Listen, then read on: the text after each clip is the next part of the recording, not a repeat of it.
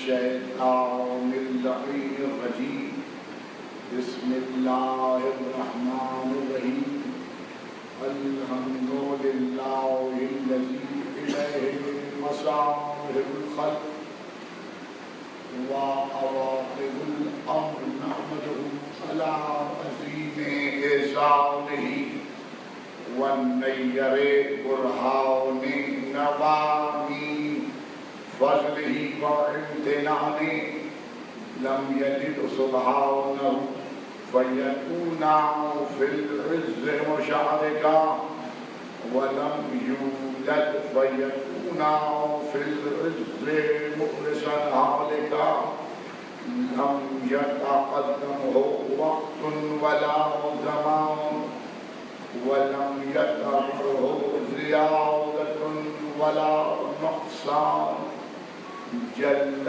عظمتہ والصلاة والسلام على سید اصل ما فی الوجود سر اللہ فی کل موجود صاحب لواء الحمد والمقام المحمود ابی القاسم محمد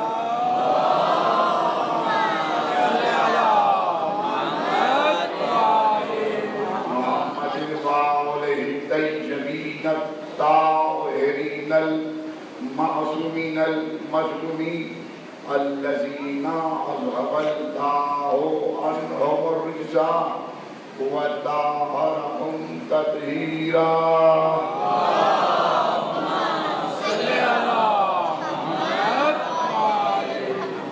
قال الله سبحانه وتعالى في محكم كتابه الحكيم بسم اللہ الرحمن الرحیم وقال ربكم ادعوني استجب لكم درود بھیجیے بابا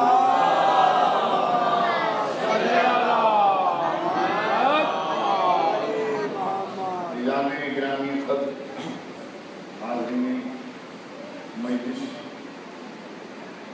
انتہائی شکر گزار ہوں حضرات کا آپ اس عزا خانے میں باقاعدگی سے تشریف لا رہے ہیں اور سورہ مبارک مومن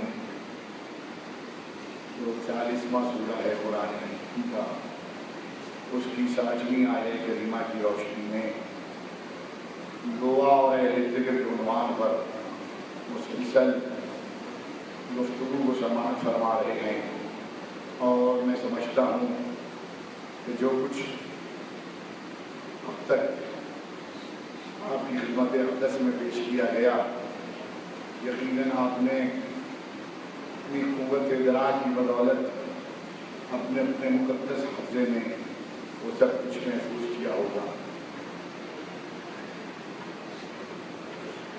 عجیب بات ہے کہ جہاں کائنات کا مولا علی جیسا انسان خود بار بار یہ کہہ رہا ہو کہ سلونی سلونی قبل ان تفقدونی، مجھ سے پوچھو قبل اس کے کہ میں تم سے دور ہو جاؤں۔ عجیب بات یہ ہے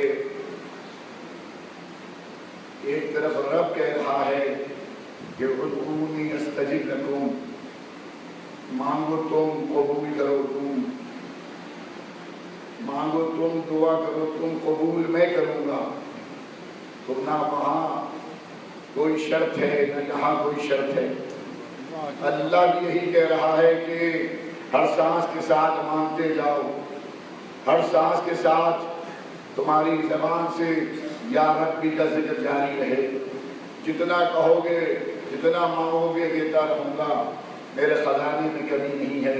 کبھی یہ نہ سوچنا کہ کیا مانگوں اور کتنا مانگوں، یہ تو شیطانی وسوسہ ہے، شیطانی سوچ ہے کہ جہاں شیطان یہ وسوسہ ڈالتا ہے کہ ارے سب کچھ تو مانگ چکے اب کیا مانگو گے، سب کچھ تو مل چکا اب کیا ضرورت ہے۔ نہیں، جتنا چاہو اور جب چاہو مانگتے رہو۔ تو نہ یہاں کوئی شرط ہے نہ وہاں کوئی شرط ہے کہ جہاں علی جیسا بندہ جو اپنے رب کو اس طریقے سے آواز دیتا ہے کہ ماں عبدنا کا حق کا عبادت کا معبود میں تیری اس طریقے سے عبادت نہیں کر سکا جس طریقے سے عبادت کرنے کا حق تھا. تو جب علی جیسا انسان یہ کہتا ہوا نظر آئے کہ معبود میں تیری عبادت اس طریقے سے نہیں کر سکا تو پھر میں اور آپ یہ دعویٰ کیسے کر سکتے ہیں کہ ہم عبادت میں کامل ہو گئے. اس لیے دعا اور اہل ذکر کے عنوان پر گفتگو ہوئی کہ اگر دعا کو سمجھنا چاہتے ہو، اگر عبادت کا طریقہ سیکھنا چاہتے ہو، دعا کا طریقہ سیکھنا چاہتے ہو تو پھر اہل ذکر کے در بڑھا. اہل ذکر بتائیں گے کیونکہ قرآن میں یہ کہا ہے. ہم اپنی مرضی سے اہل ذکر کو آواز نہیں دے رہے بلکہ یہ قرآن کی آواز ہے، قرآن کا حکم ہے کہ فَاسْأَلُوا أَهْلَ الذِّكْرِ إِن كُنتُمْ لَا تَعْلَمُونَ. بھئی نہیں جانتے تو اہل ذکر سے پوچھو. تو علی تو خود کہیں کہ جو پوچھنا چاہتے ہو مجھ سے پوچھو. اس کے بعد بھی دنیا آج تک یہ فیصلہ نہیں کر پا رہی کہ اہل ذکر کون ہیں.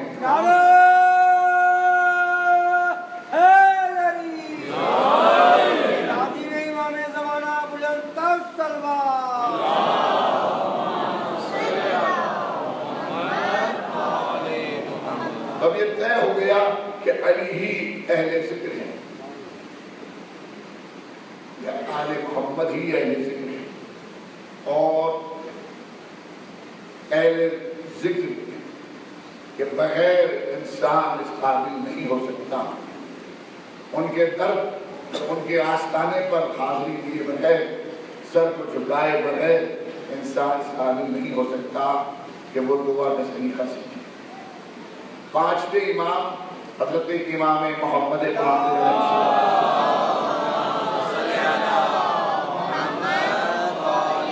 لیکن میں نے اس کیا کہ جو کچھ بھی آپ کی خدمت میں پیش کیا جا رہا ہے وہ یقیناً علمی اعتبار سے اور علمی حوالوں سے پیش کیا جا رہا ہے. آئمہ اور اہل ذکر جنہیں کہتے ہیں ان کے پیغام کی روشنی میں اور قرآن میں جو حکم دیا ہے اس کی روشنی میں کیا جا رہا ہے. کیوں ہی یہ گفتگو نہیں ہو رہی ہے، ایک علمی انداز سے گفتگو آگے بڑھ رہی ہے صاحبان علم و فہم کی موجودگی میں. اس لیے اس گفتگو کو قیمتی جامع ہے. پانچویں امام فرماتے ہیں کہ تم جو دعا کرتے ہو تم کیا سمجھتے ہو؟ کیا یہ تمہاری عقل کا جوہر ہے؟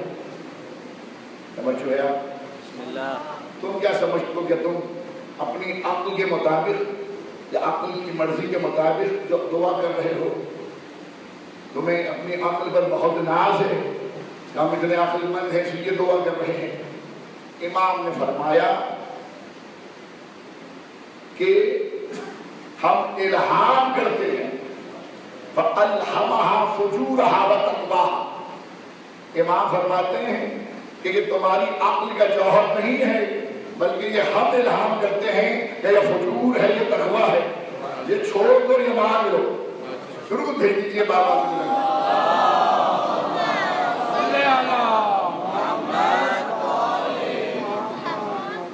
امام نے بتایا کیا ماننا ہے کیا نہیں ماننا ہے، کہاں اچھائی ہے کہاں برائی ہے، کہاں فجور ہے کہاں تقویٰ ہے.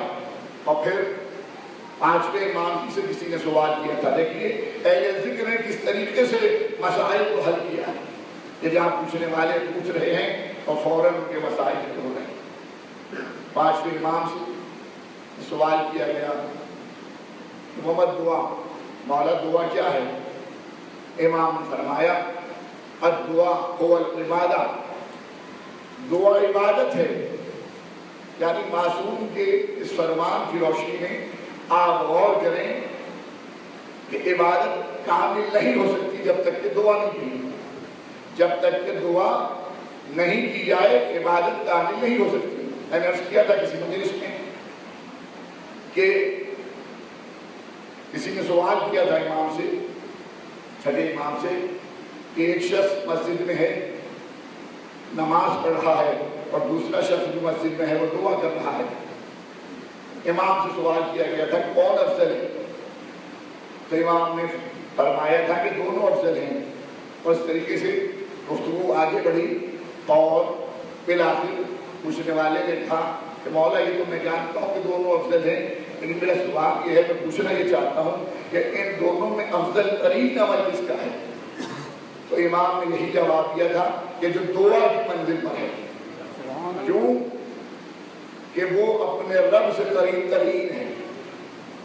تو الدعا هو العبادہ، دعا عبادت ہے۔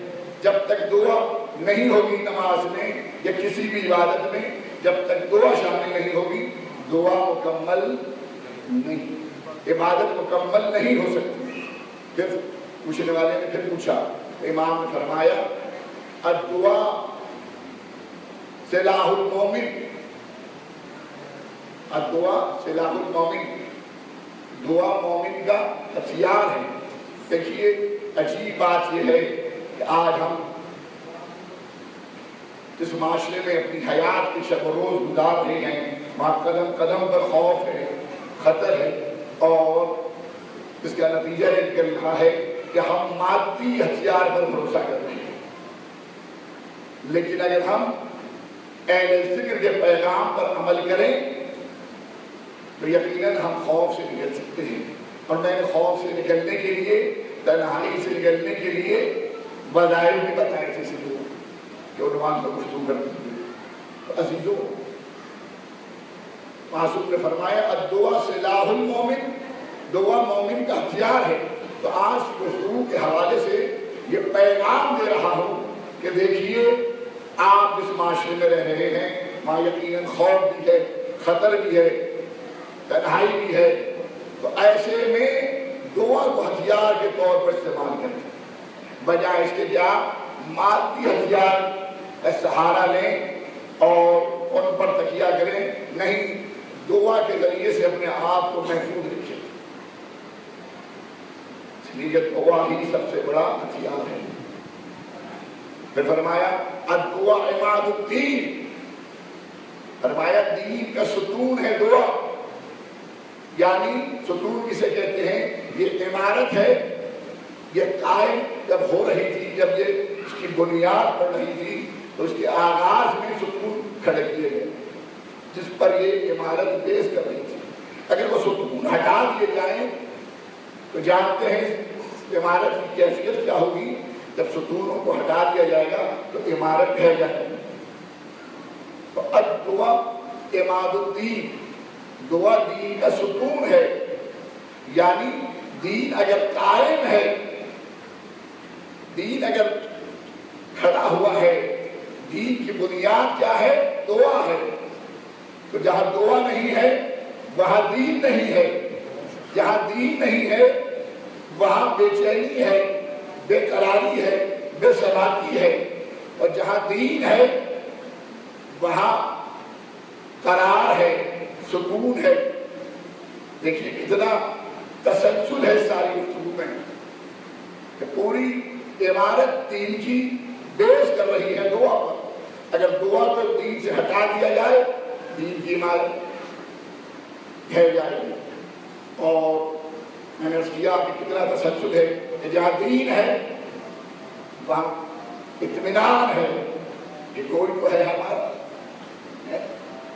جہاں دین ہے وہاں قلب کو قرار ہے کہ کوئی تو ہے ہمارا، جہاں دین نہیں ہے وہاں انسان کی عجب کیفیت ہے کہ بے چینی ہے، بے اطمینانی ہے۔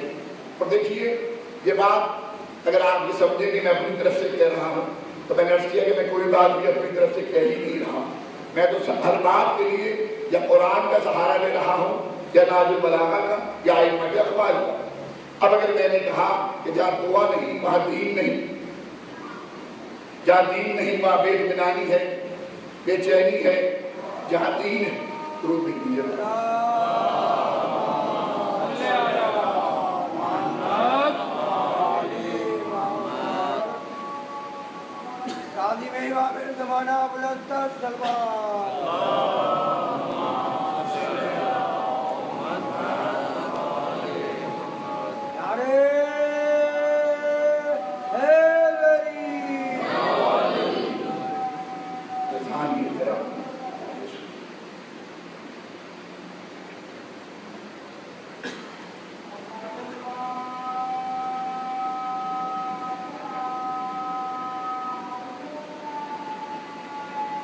تعظیم امام زمانہ بلند تر سلوات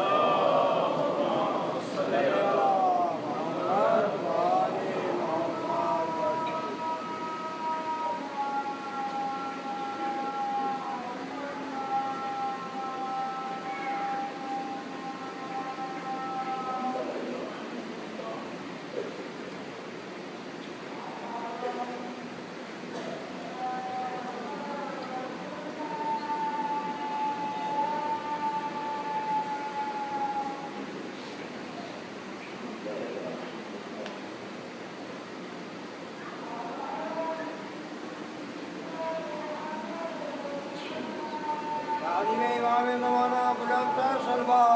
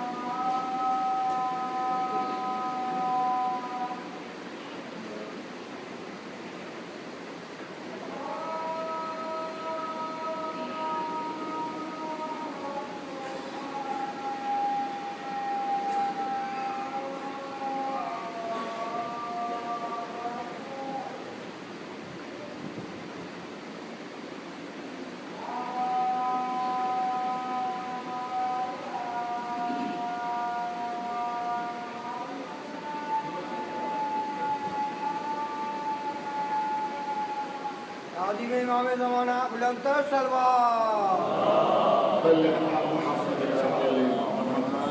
میرے نوجوان دوست نعرے حیدری تعظیم امام زمانہ بلند تر سلوات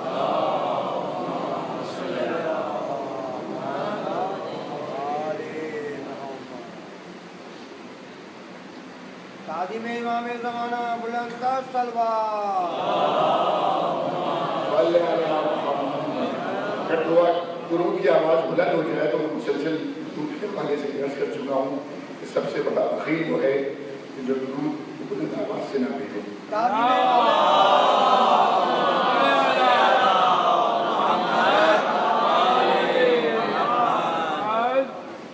میں نے عرض کیا کہ جہاں دعا نہیں وہاں دین نہیں، جہاں دین نہیں وہاں بے اطمینانی ہے، جہاں بے اطمینانی ہے وہاں بے چینی ہے، وہاں دین نہیں۔ عزیزان محترم، میں نے اس کیا کہ ساری گفتگو میں اپنی طرف سے عرض نہیں کیا تھا، بلکہ ناج البلاغہ خطبے مالک اشتر نے سوال کیا کہ مولا کیا بات ہے؟ مالک اشتر کے بارے میں عرض کر چکا کہ مالک اشتر کیا مقام تھا۔ مولا کہتے تھے مالک اشتر میں رہتا ہے یہاں۔ مالک اشتر سوال کر رہے ہیں مولا سے کہ مولا کیا بات ہے؟ ما بشیء لک من ظفر القدر، ناج البلاغہ خطبہ، کیا بات ہے کہ آپ ہر پہلوان پر قابو پا لیتے ہیں؟ جانتے ہیں مولا نے کیا جواب دیا؟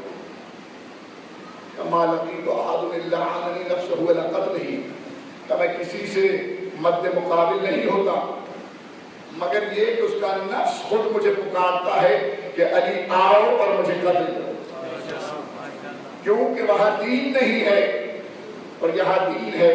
کہ وہاں دین نہیں ہے اس لیے قرار نہیں ہے، وہاں بے چینی ہے، یہاں دین ہے اس لیے اطمینان ہے۔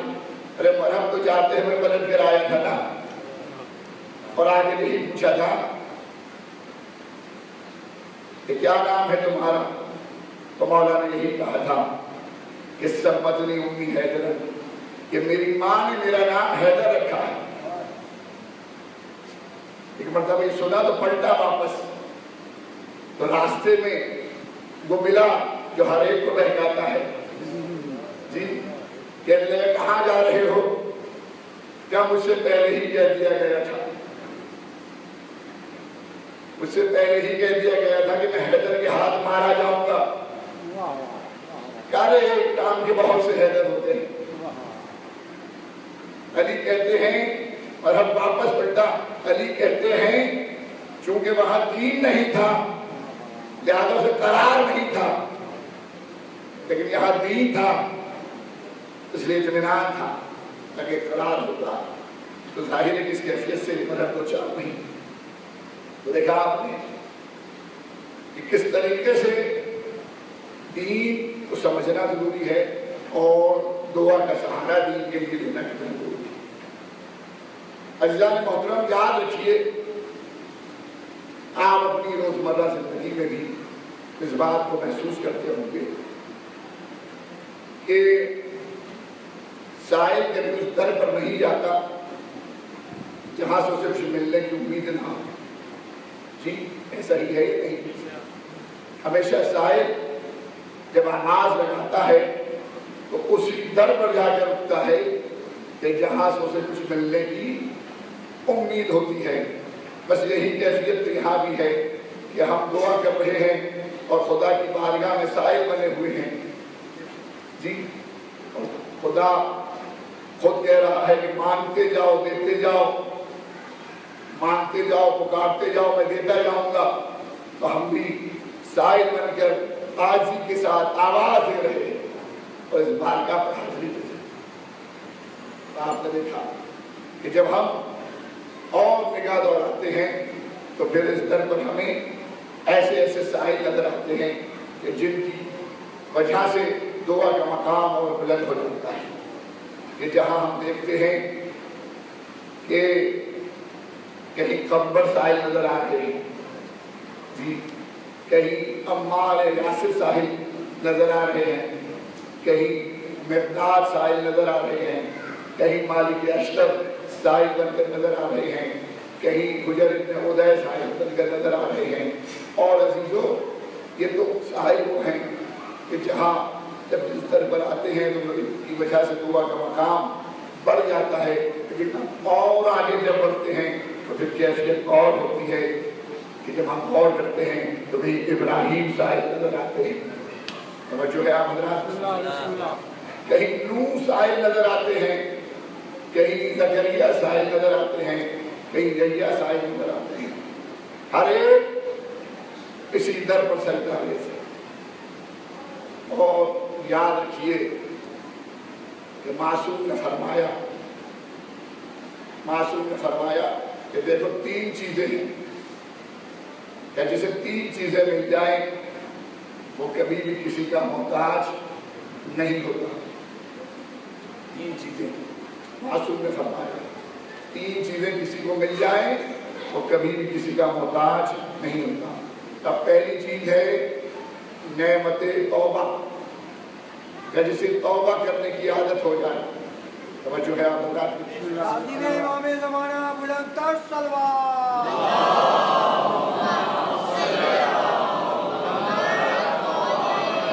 کہ جسے توبہ کرنے کی عادت پڑ جائے وہ کبھی بھی کسی کا محتاج نہیں ہوتا، کیونکہ جہاں غلطی سرزد ہوئی، جہاں گناہ ہوا، فوراً توبہ کر لی رب کے حضور اہل ذکر کے واسطے سے۔ دیکھیے واسطے سے مانگنا شرک نہیں ہے۔ دنیا آج تک اسی مشکل میں پھنسی ہوئی ہے کہ توحید سے انکار کر رہے نہیں، توحید سے انکار نہیں کر رہے، اس لیے کہ جب قرآن خود آواز دے کہ من یطع رسول فقد اطاع اللہ، جی جس نے رسول کی اطاعت کی اس نے اللہ کی اطاعت کی۔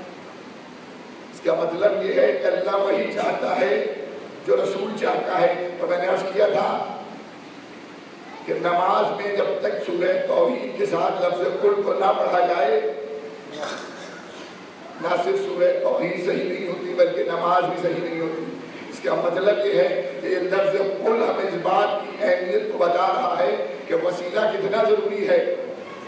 یعنی خدا تک پہنچنا چاہتے ہو تو خدا تو خود اپنے نبی کو کہہ رہا ہے کہ کہہ دیجئے رسول، کہہ دیجئے رسول، ہر مقام پر لفظ قل کو استعمال کیا، 332 مقامات پر لفظ قل کو استعمال کر کے اللہ نے وسیلے کی اہمیت کو بتایا کہ اگر مجھ تک پہنچنا چاہتے ہو تو پہلے میرے نبی کو آواز دو۔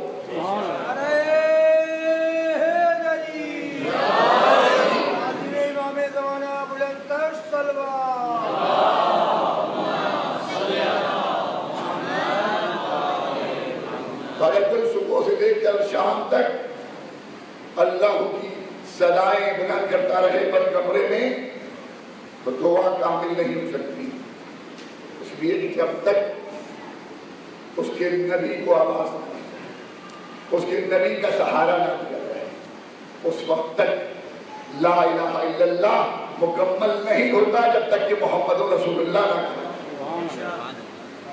دیکھا تو معصوم نے فرمایا کہ 3 چیزیں جو یہ حاصل کر لے وہ کبھی بھی کسی کا محتاج نہیں ہوتا۔ آج کی اس گفتگو کے حوالے سے ہدیہ کر رہا ہوں پیغام۔ جب پہلی چیز ہے نعمت دعا، جسے دعا کرنے کی عادت ہو جائے وہ کبھی بھی کسی کا محتاج نہیں ہوتا۔ جہاں مشکل پڑی فوراً بارگاہ میں حاضر ہوئے اور وسیلے کا سہارا لیتے ہوئے اپنا مدعا بیان کر دیا۔ اس رب کی بارگاہ میں تو مسلسل پکارنے کے حکم دے رہا۔ نعمت دعا جسے مل جائے وہ کبھی بھی کسی کا محتاج نہیں ہوتا۔ امن یجیب المضطر اذا دعا ویکشف السوء، پڑھتے رہیے مشکلیں حل ہوتی رہیں گی۔ یا اللہ یا رحمان ہو یا رحیم یا مقلب القلوب ثبت قلبی علی دینک، پڑھتے رہیے مشکلیں حل ہوتی رہیں گی۔ یا ہو یا من لا ہو الا ہو، پڑھتے رہیے مشکلیں حل ہوتی رہیں گی۔ کتنے مذاہب میں نے اس گفتگو میں بتائے ہیں، یہ تو ریپیٹ اس لیے کیا ہے کہ شاید جو آنے والے نئے ہیں ان کے میں بھی آتے ہیں۔ سبحان اللہ والحمد للہ ولا الہ الا اللہ واللہ اکبر، پڑھتے رہیے مشکلیں حل ہوتی رہیں گی۔ درود پڑھتے رہیے اللہم صلی علی محمد مولی محمد پر محمد و آل محمد بلندتر صلوات۔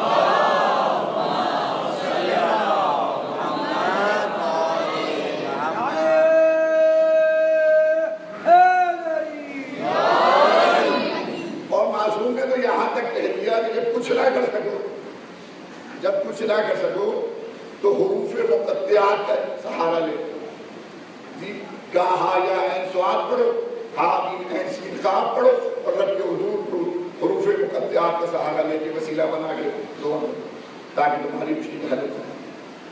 حروف مقطعات یا جلال محمد ہے یا جمال محمد ہے، درود بھیج دیجیے بابا سے بلند۔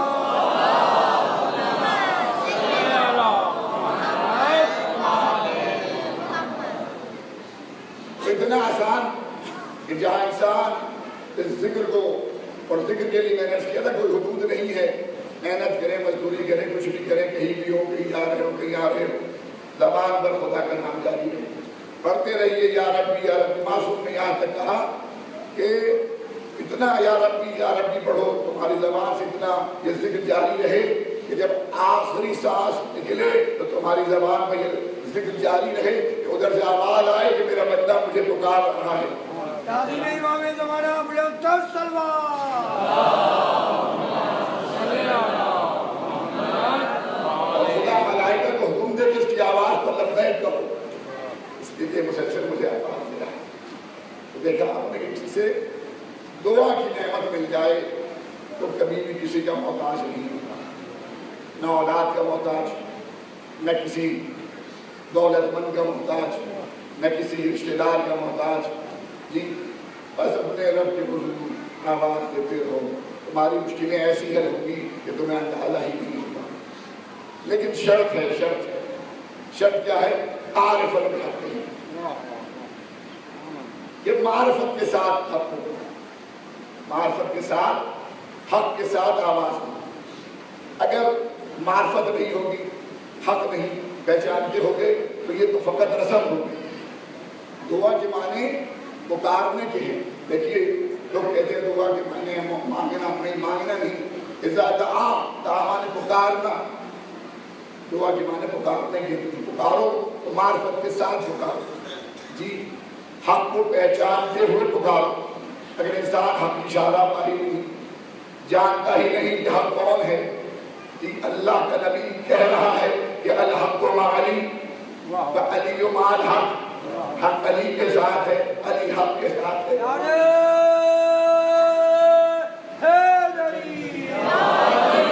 اللہ کا نبی کہہ رہا ہے کہ اللہم علی الحق ما حیث دار علی، مالک حق کو ادھر پھیر دے جدھر علی مڑ جائے. لیکن اس کے باوجود بھی حق کو ماننے کے لیے تیار نہیں. بھائی اللہ کا نبی کہہ رہا ہے کم از کم نبی ہی کی بات مان لو، علی کی بات نہ مانو.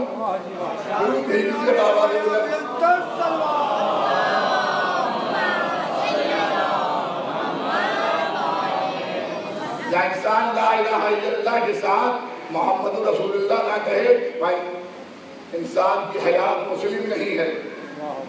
یعنی بڑا جملہ کہا، جہاں لا الہ الا اللہ کے ساتھ محمد رسول اللہ نہ کہا جائے وہ حیات انسانی مسلم نہیں ہے. اور آپ جانتے ہیں کہ مسلم کی ضد قرآن نے بتائی کہ مسلم کی ضد ہے مجرم. جہاں لا الہ الا اللہ کے ساتھ محمد رسول اللہ نہ کہا جائے وہ حیات انسانی کیسی ہو جائے. اور اب اس دعا کے لیے ضروری میں نے کیا معرفت کے ساتھ. اب کسی نے سوال کیا تھا معصوم سے، سوال کیا معصوم سے، اور ہمارے معاشرے میں بھی یہ بات بڑی عام ہے کہ فوراً شکوہ کرتے ہیں، اس لیے کہ عادت میں یہ بات شامل ہوئی. جی دیکھیے انسانی حیات میں عادت کا بڑا مقام ہے. یہ بچہ یہاں موجود ہے نا، اس کے والدین نے یہاں سے یہ کیا کہ ابھی سے ہی فرش پر بیٹھنے جائیں آپ سے کی. ایک وقت آئے گا اس کی عادت اتنی پختہ ہو جائے گی کہ یہ ایک اچھا اداکار بن جائے گی. یعنی اینتھروپولوجی کا مسئلہ ہے، انسان کے متعلق معلومات کا علم. جی عادت کا انسانی حیات میں بڑا مقام ہے. ہم اسی لیے تو زندگی بھر علی کا نام لے رہے ہیں کہ یہ عادت پڑی رہے تاکہ جب وہاں جائیں تو وہاں بھی علی علی کرتے رہیں.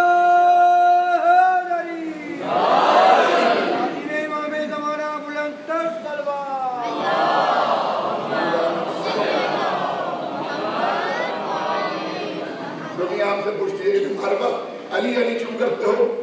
ہمارا جواب یہی ہے کہ بھئی ہم نے سعادت کو اسی لیے اپنایا ہے کہ علی ہی تو ہیں جو اس دنیا میں بھی کام آئیں گے، اس دنیا میں بھی کام آئیں گے. پھر میں یہی کہوں گا کہ بات میں اپنی طرف سے نہیں دے رہا، بھئی نبی نے فرمایا، اور نبی نے کیا فرمایا کہ مسجد میں ختمی مرتبہ تشریف فرمائیں، اور ایسے میں نبی کا عمل یہ ہے کہ سب کو ایک دوسرے کا بھائی بنا رہے ہیں. جب دیکھا نبی نے کہ علی تنہا رہ گئے تو ایک مرتبہ کہا علی ادھر آؤ، علی کو قریب بلایا تو کہنے لگے یا علی انت اخی فی الدنیا والآخرہ، علی تم میرے بھائی ہو، دنیا میں بھی میرے بھائی ہو، آخرت میں بھی میرے بھائی ہو. اب آپ نے غور کیا کہ سب کو ایک دوسرے کا بھائی بنایا، لیکن سب کی رشتہ داری دنیا تک تھی، لیکن علی سے رشتہ داری جوڑی تو اپنے ساتھ جوڑی، نہ صرف اپنے ساتھ جوڑی بلکہ دنیا میں بھی جوڑی، آخرت میں بھی جوڑی.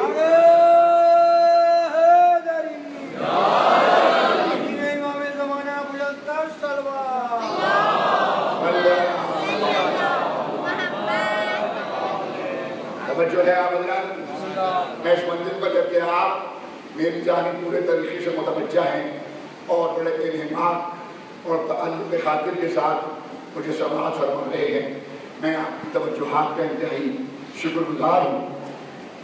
عزیزان محترم، دوسری چیز کہ جہاں معصوم نے فرمایا کہ جسے نعمت توبہ مل جائے، میں نے اس کیا کہ جہاں توبہ کی عادت انسان کو بڑھ جائے. اور میں نے توبہ کے متعلق عرض کیا تھا کہ مسلسل استغفار کرتے رہو. میں نے عرض کیا تھا کہ نبی اکرم نے بتایا کہ سب سے بڑی دعا استغفار جی. اور مولا کائنات نے جب کسی نے سوال کیا تو مولا مسلسل یہی کہتے رہے کہ استغفار کرو، استغفار کرو، استغفار. تو جہاں توبہ کی عادت ہو جائے وہاں فائدہ کیا ہوتا ہے جانتے ہیں؟ وہاں فائدہ یہ ہوتا ہے کہ جب توبہ کی عادت پڑ گئی تو ساری زندگی میں جب بھی کوئی غلطی سرزد ہوئی، کوئی گناہ سرزد ہوا، فوراً توبہ کر لی. نتیجہ یہ نکلا کہ جب حیات اپنے انجام کو پہنچی تو چونکہ ساری زندگی عادت تھی توبہ کرنے کی، لہذا جب حیات اپنے انجام پہ پہنچی اور انسان آخری سانس لینے لگا تو نامہ اعمال کھلے ہوئے تھے۔ نعرہ حیدری، تعظیم امام زمانہ بلند تر صلوات۔ صلی علی محمد وآل محمد۔ تیسری چیز ہے نعمت شکر، توجہ ہے، تیسری چیز ہے نعمت شکر۔ لیکن یہ تینوں نعمتیں ہیں اور نعمتوں کو معمولی نہ سمجھا جائے، اس لیے کہ جہاں انسان نعمتوں کی قدر نہیں کرتا وہاں کفران نعمت کر رہا ہے۔ جی جانتے ہیں نعمت کیا ہے اور نعمت کی ضد کیا ہے، یہ بھی سن لیجیے، اس لیے کہ ہم نعمتوں کا تذکرہ کرتے ہیں۔ دعائے کمیل پڑھتے ہیں، آپ کیا پڑھتے ہیں؟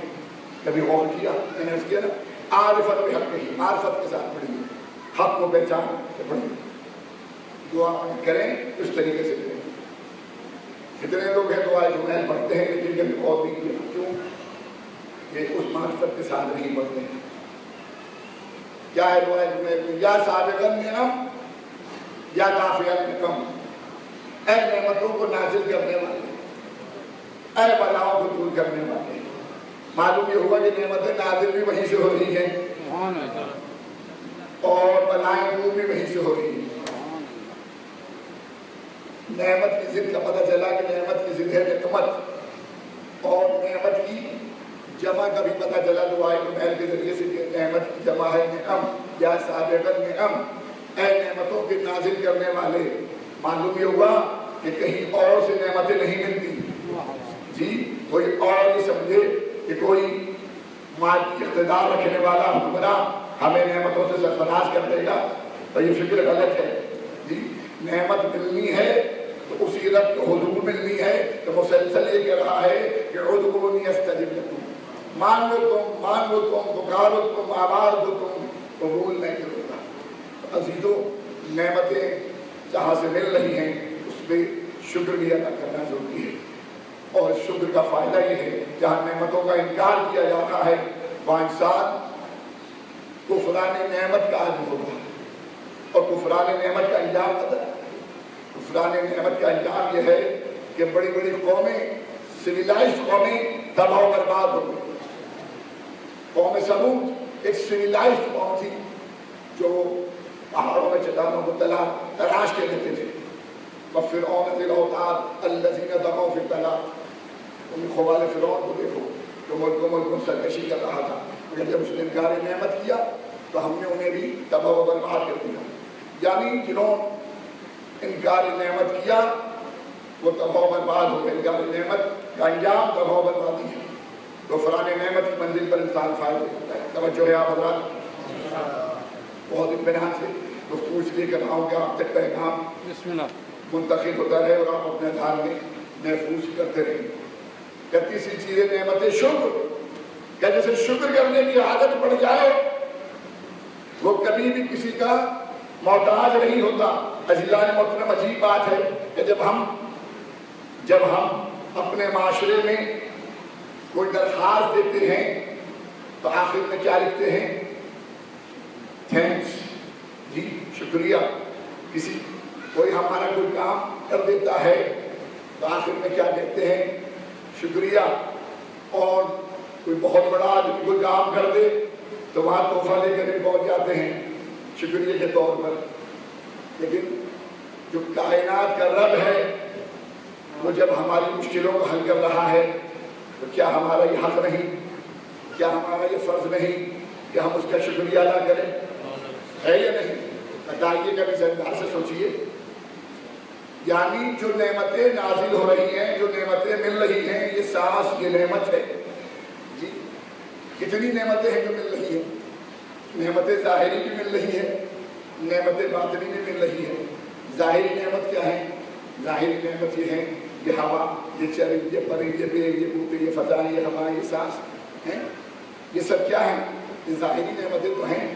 اور باطنی نعمت کیا ہے؟ باطنی نعمت یہ ہے فکر کی نعمت، جی عقل کی نعمت، جی شعور کی نعمت، ادراک کی نعمت، یہ سب کیا ہیں؟ نعمتیں باطنی تو ہیں۔ تو کیا ہمارا فرض نہیں ہے جب اتنی نعمتیں مل رہی ہیں تو تو ہم اس کا شکر ادا کریں. تو بس ہر حال میں اپنی حیات کا وظیفہ بنا لیں کہ جو نعمتیں مل رہی ہیں تمہاری زبان پر شکر کے کلمات ہونا چاہیے. تعظیم امام زمانہ بلند تر صلوات.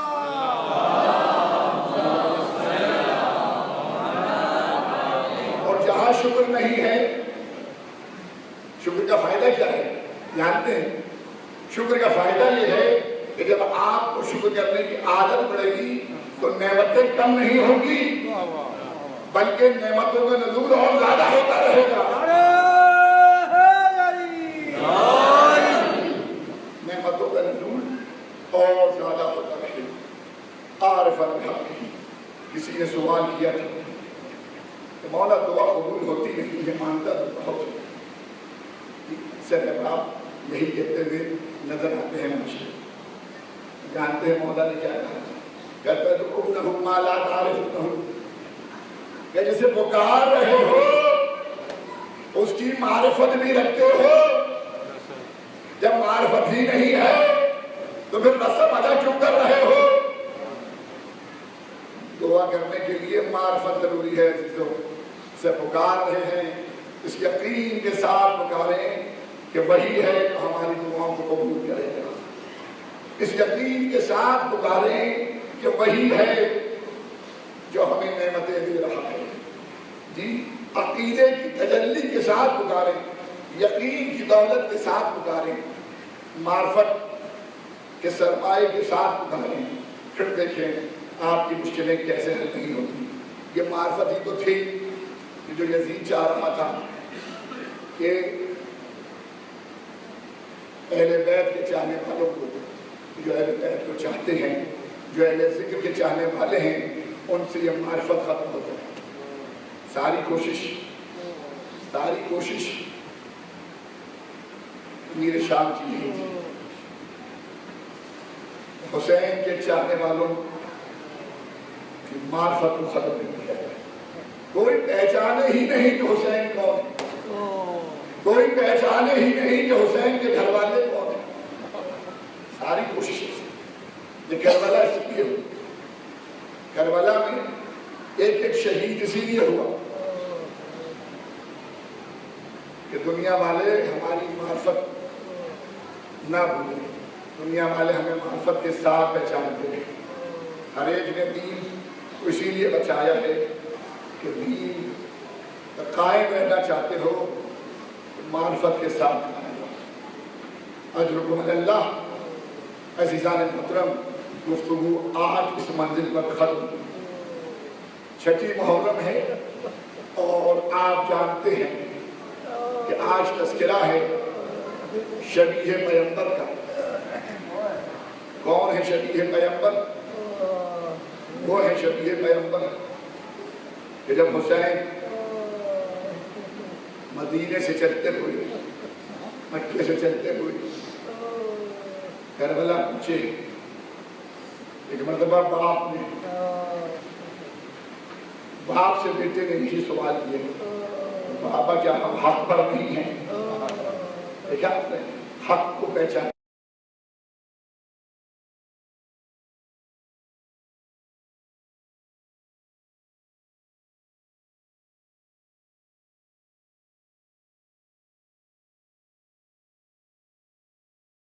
ہم سے زیادہ کون حق پر ہے؟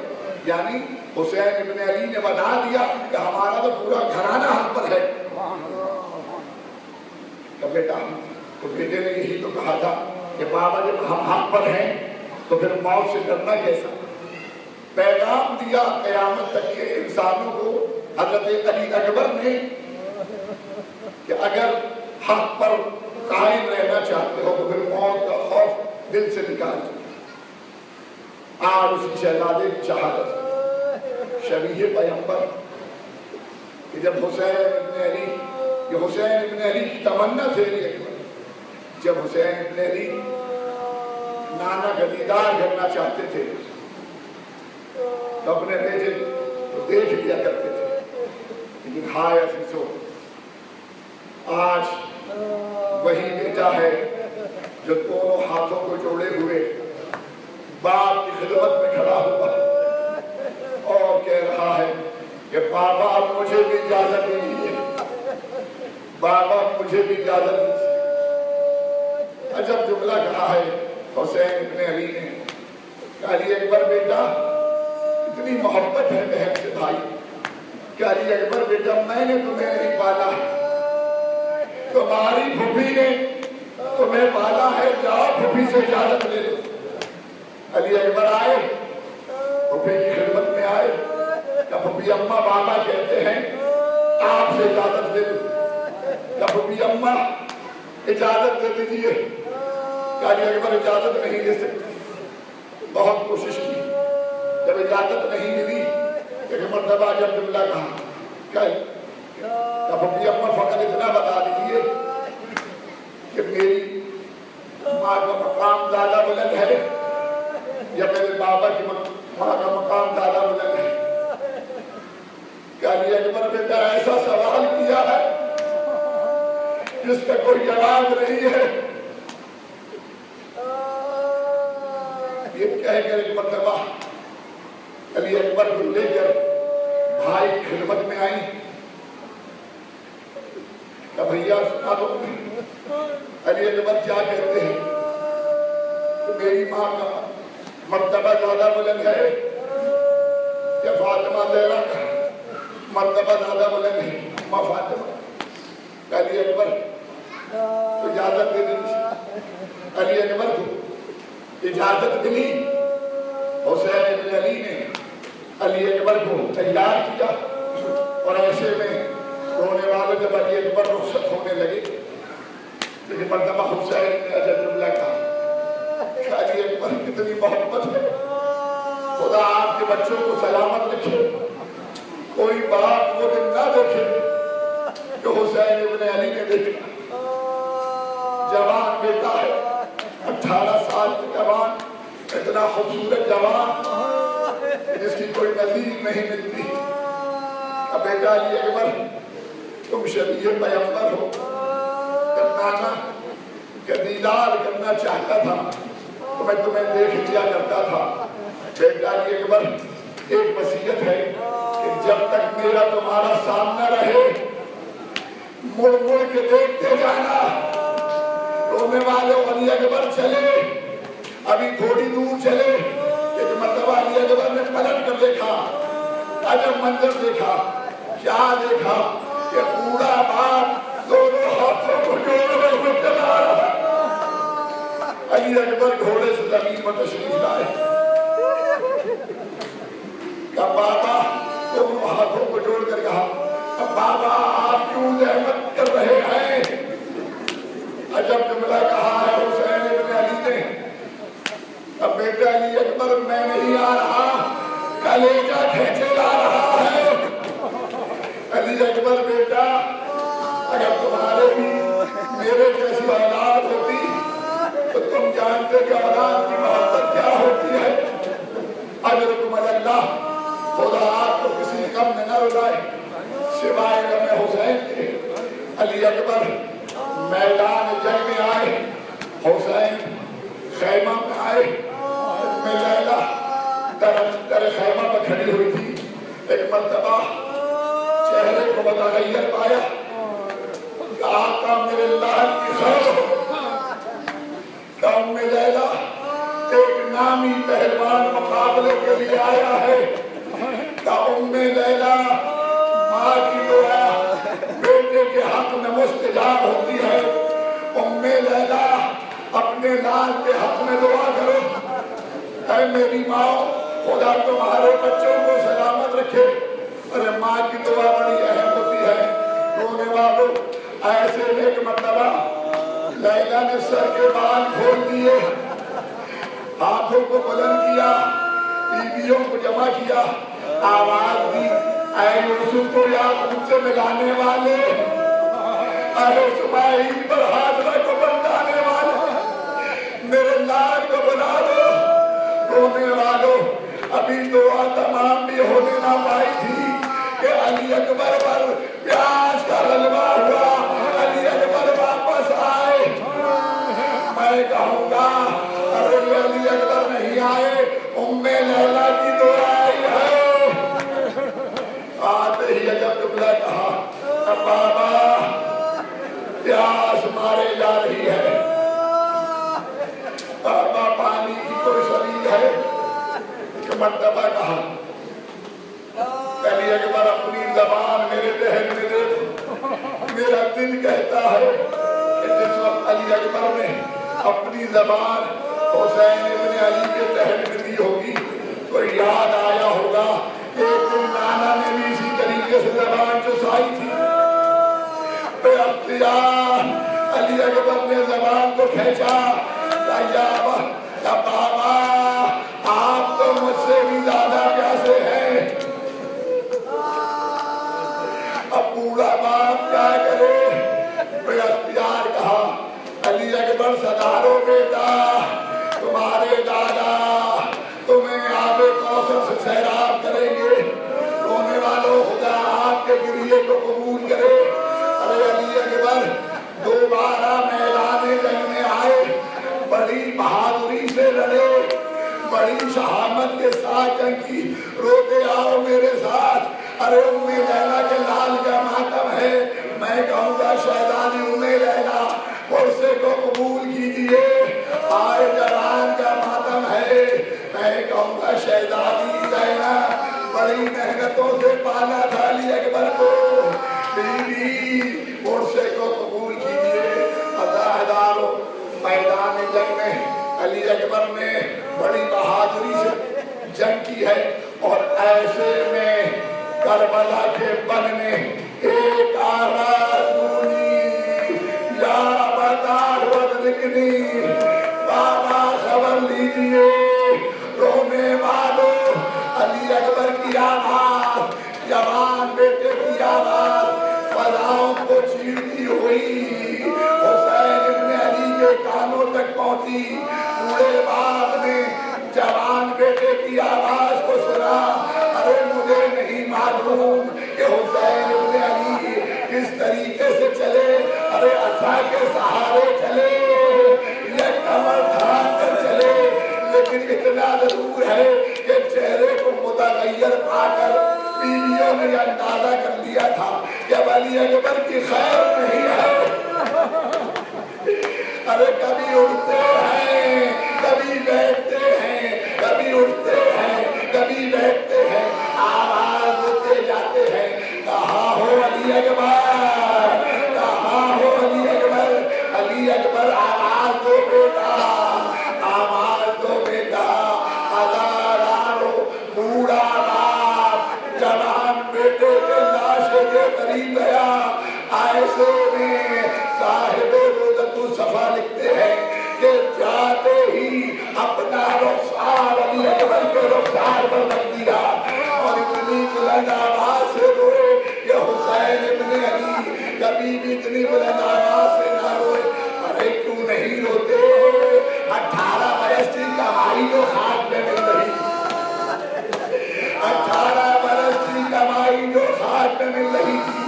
एक मर्तबा जवान बेटे का सर लेकर जानू पर रखा। अली अकबर बेटा बाहर तो बाहर सो रहे थे, लोग आप आ गया। अली अकबर मेरे लाभ आए। अली अकबर का हाल ये है कि एड़ियों को रगड़ रहे हैं, तकलीफ का आलम है। और बाप ने पूछा अली अकबर बेटा ये सीने पर हाथ क्यों रखा, ये सीने पर हाथ क्यों रखा है?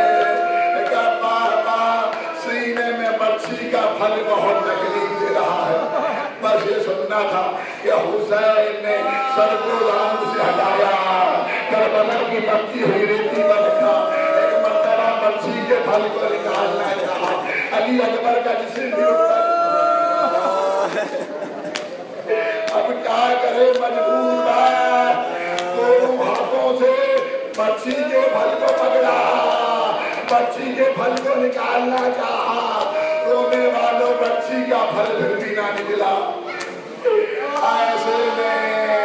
ऐसे में एक मर्तबा नजफ की तरफ रुख किया। बाबा अली आइए, आए करबला के अली की मदद के लिए। नजफ के अली को पुकार रहे थे। अज़ादारो, अज़ादारो। ऐसे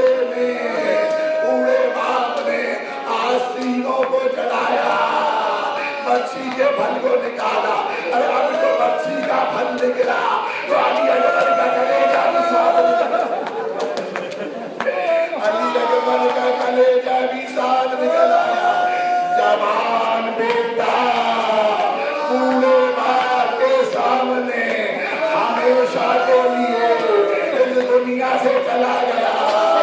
अरे अजब जुमला कहा, या बुनैया अगर दुनिया बादल लफा, बेताली अकबर तुम्हारे बाद इस दुनिया की जिंदगानी पर खाक है। मीर अनीस कहते हैं, यार कोई फर्जन जुदा ना हो किधर से, मौत आके न ले जाए ये दौलत किसी घर से, मौत आके न ले जाए ये दौलत किसी घर से। अरे अब बूढ़ा बाप क्या करे, एक मर्तबा अली अकबर को सहारा दिया, चले खैमे की जानिब, बच्चों को आवाज दी, बच्चे आए, एक तरफ से हुसैन ने थामा, दूसरी तरफ से बच्चों ने सहारा दिया। अली अकबर के पांव जमीन पर खत दे रहे थे, खैमे में लाश को लाए, मसनद पर लाश को रख दिया। बीवियों ने मातम किया, गिरिया मातम का शोर बुलंद था। ऐसे में हुसैन की निगाह ने देखा कि अली अकबर की माँ उम्मे लैला नजर नहीं आती। फिजा को मुखातिब किया, फिजा अली अकबर की माँ उम्मे लैला नजर नहीं आती। एक मर्तबा फिजा कहती है, मैं खैमे में गई और जब मंजर देखा, क्या देखा, क्या देखा, उम्मे लैला दोनों हाथों को फैलाए हुए खड़ी है। मैंने कहा बीबी क्या तलाश कर रही है, तो अजब जुमला कहा, फिजा मुझे खैमे का दरवाजा नजर नहीं आता, फिजा मुझे खैमे का दरवाजा नजर नहीं आता। अरे ऐसे में माँ आई, जवान बेटे के लाशे पर आई, जब जुमला कहा, बेटा अली अकबर ये माँ तुम पर फिदा, अरे तुझे 18वां साल राज में आया, अरे ये माँ अब किसे दूल्हा बनाएगी, लेकिन मेरे लाल फकर इतना बता दे, अरे ये सीने पर हाथ क्यों रखे, ये सीने पर हाथ क्यों रखे। मैं कहूँगा शहजादी